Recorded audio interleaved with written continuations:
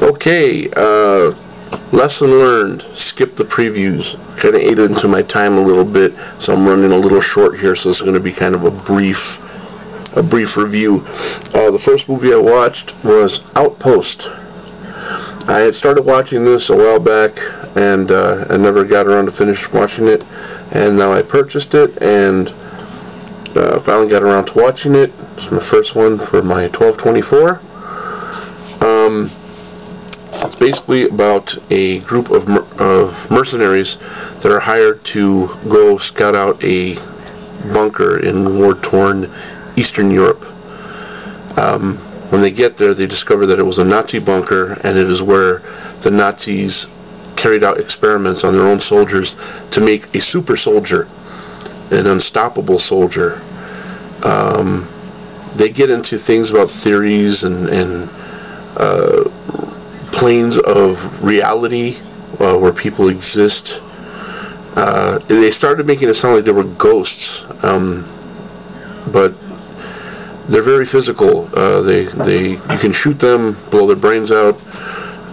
So I'm going to go out on a limb, even though I'm probably not in the strictest sense. I'm going to say it's a zombie movie, Nazi zombies, and Nazi zombies rule in my book. No flesh eating, just a lot of killing. And you can pretty much tell if you really look at it that they didn't have like a huge budget for this movie, but it's a prime example of doing a lot with a little. There's the effects aren't major. The gore factor isn't very high, but it's a solid story, and it's a very entertaining one.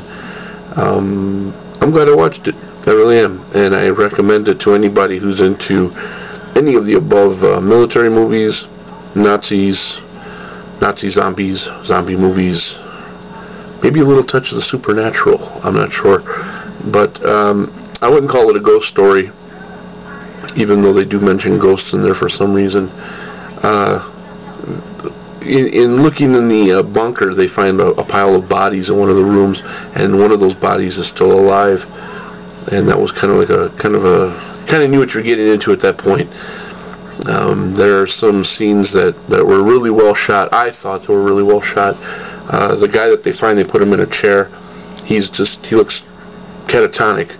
He's not talking, he's not saying anything, just wide-eyed and not really saying anything.